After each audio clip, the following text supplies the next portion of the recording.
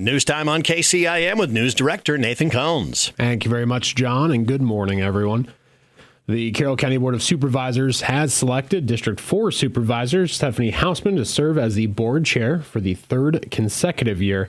Hausman says she's grateful to her fellow supervisors and the county's constituents for another opportunity to lead the board. She says her goals for the county have not changed significantly since she first took office in 2018. I'd like to keep taxes low, but keep our community safe, still provide services. I want people to want to live here. I want people to move their families here. I love Carroll County. Obviously, living here, I think we're very blessed. But we have to keep cognizant. We have to be willing to look at what the future holds, what we can do, and keeping taxes low, but still providing a good service is key. Another big item on the docket for the coming year is the completion of the approximately $4.5 million Carroll Courthouse HVAC improvements and interior renovation project. That's been a huge undertaking, and I want to thank Carroll County residents for working with us through this change. Hopefully we'll be back open on that main level within the next 4 or 5 months. But the project has gone very well. We've been very fortunate, especially when you're going into an existing building. Sometimes you don't know what you're going to find. Batings have been phenomenal, and so has SCH. We've worked through a couple issues that could have been larger ones, and the supervisors have been very cognizant of the money that's being spent. Hausman adds it is difficult to predict what challenges might face the county in the year ahead, but one thing she knows will be an issue for many Iowa counties is a new state regulation limiting annual growth in municipal budgets. She says Carroll County is well positioned financially, but it could be an issue in the year ahead. And we can thank past boards, too, and past supervisors for paving a pretty good, sustainable future for Carroll County. I don't think we're going to have a lot of issues, but I do know that fellow county supervisors are running into a huge problem of that cap. And does it make it easy? No, for a lot of counties. But Carroll County, we are sitting well. We still have growth, and we're able to maintain and stay within reason of what that new state legislation brought out.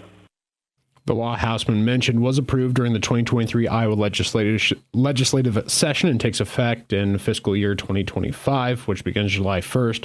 It forces counties and cities to substantially reduce proposed levies if assessments increase too quickly. Hausman's term as board chair expires December 31st, 2024.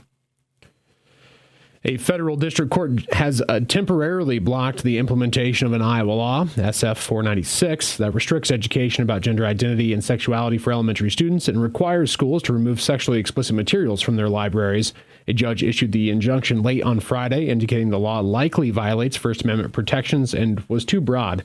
Governor Kim Reynolds, who advocated for the law during last year's session, issued a written statement in response to the court's ruling. She says, "I'm extremely disappointed to end Friday's ruling. Instruction on gender identity and sexual orientation has no place in kindergarten through 6th grade classrooms, and there should be no question that books containing sexually explicit content, as clearly defined in Iowa law, do not belong in a school library for children. The fact that we're even arguing these issues is ridiculous.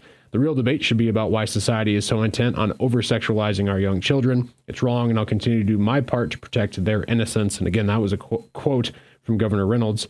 She and Iowa Attorney General Brenna Bird both signaled their intent to continue pushing for the bill's full implementation. Lamba Legal, the American Civil Liberties Union of Iowa, and Jenner and Block LLP filed the lawsuit on behalf of Iowa Safe Schools and LGBTQ+ students. While the plaintiff's request for an injunction has been approved, the court is yet to issue a final ruling on the constitutionality of the law. After nearly 40 years in the business, an Audubon Catering Service is hanging up the apron officially for retirement. Jan Hilzebeck, owner of Jan's Catering, announced her official retirement and the selling of her business last week. Hilzebeck says after feeding thousands upon thousands of people at events over the years, like Pheasants Forever banquets and the Aspenwall Customer Appreciation event through the co-op there, she said it was officially time to retire. We decided we weren't going to be doing the weddings, the heavier parties, except for just a few that we've done repeatedly every year. But the reason, I think, was that Ashley came along and she was interested in purchasing the building and the business, so we proceeded from there. You know, that kind of gave us that little extra push to get it done. Over the years, Hilzebeck says many great memories were made, and she'll cherish the business received from customers as well as appreciates her staff for all their help.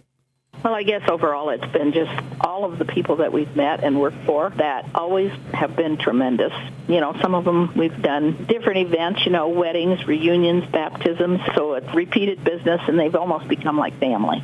So those are the biggest memories, and we've had some fun times going to places that we didn't quite know what we were getting ourselves into, but, we had a good working crew, and they were always fun to work with.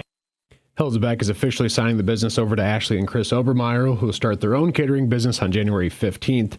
Hilzebeck plans on helping the new owners get started in the community by assisting as a guide to ease the transition. She says she cannot thank the community and everyone involved with the business over the years, and she gives the Obermeyers positive wishes. Well, of course, we want to thank all of our past customers and our staff who have stuck with us for a lot of years and been very helpful. And then to Ashley, we just wish them the best in their new endeavor. Hopefully they can carry on some of our traditions, but I know she's got some new ideas, and she will be able to take the business in the direction she would like to take it.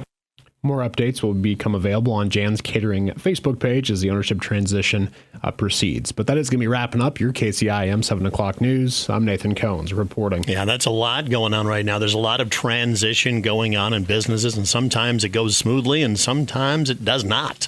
Yeah, one of the more interesting things, and we've talked about it several times with Lisa in Carroll County with Kimberly Tiefenthaler and staff of this chamber and CCGP, the drive to be a business owner seems like it's lessening as we get further down the generations, right? You start, I would say, probably post-World War II. A lot of folks ran their own businesses, did their own things along those, and that proportion of the population that runs and owns their own business has increasingly decreased.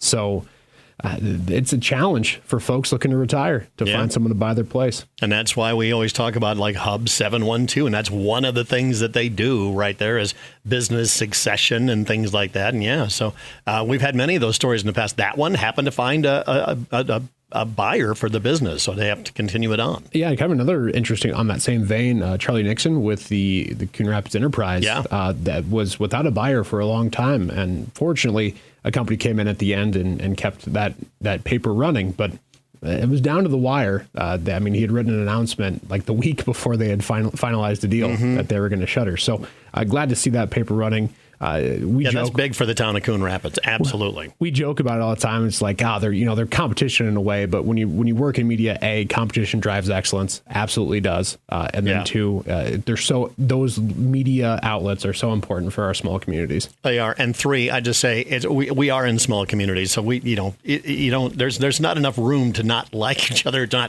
not get along. It's ridiculous for some people to take competition to that level where you have to dislike the person or people or whatever it is. So, we don't play that game here. So try not to. I mean, as long as we're all being fair and not bashing each other. Yeah, but absolutely. All right. Thanks, Nathan, for the news update. Once again, find all that news available on our website and mobile app anytime, free of charge. And next hour, of course, Brian Best announced he's not going to be running once again for his state representative seat. So this is his final go around in the legislature. We'll talk to him next hour right here on KCIM.